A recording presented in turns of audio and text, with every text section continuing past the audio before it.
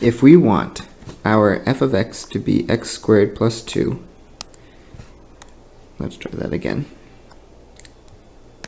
x squared plus 2 on the interval from -2 to 0, then we want to use the intermediate value theorem to say that our w equals 3, or our f of c equals 3, and find the values of c that are guaranteed by the theorem.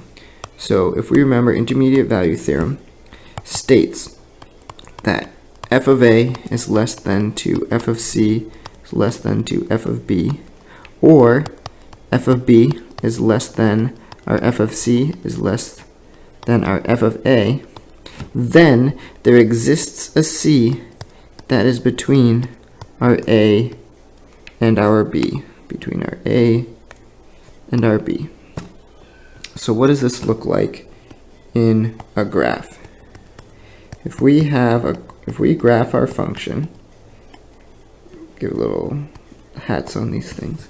So if we graph our function, it's going to be a parabola that's been shifted,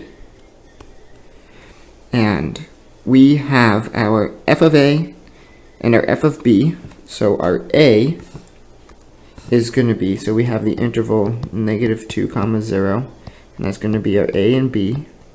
So if our a is -2, this is our a value. Our b is 0, our b value.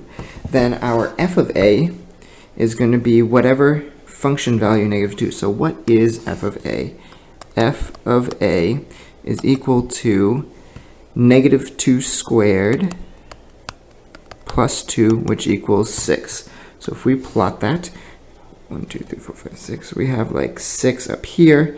This is our f of a value. And then our b value, our f of b, if we come over here, find out our f of b, which is going to be 0 squared plus 2, which is 2. So then if we plot that, so we now have our f of a, our f of b, we have our a and our b terms. So if we come back to intermediate value theorem, we have, if our f of c is between our f of a and our f of b, then there has to be a c value between our a and our b. So if we come back to f of c, which equals 3, so it's saying is our f of c, which is 3, so our function value at 3 is this value between our a and our b. Yes, so 3 is on our interval because 3 is between 2 and 6. This is our f of b is less than our f of c, which is less than our f of a. Oh gosh, f of a. So now that our f of c is between f of b and f of a, that means there has to be a c value between b and a.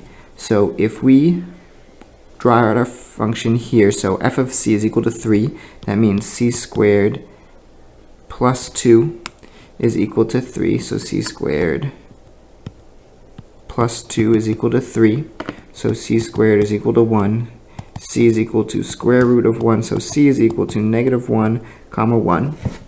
So now we found our c value, but c needs to be between a and b. So if we come back to our graph, we have our c value of 1, our c value of -1, but there's only one value that's between our a and b, and that's -1. So using the intermediate value theorem, we found that our function's value f of c is between our f of a and our f of b. Then we found our c value that's between our a and our b, and that c value is -1.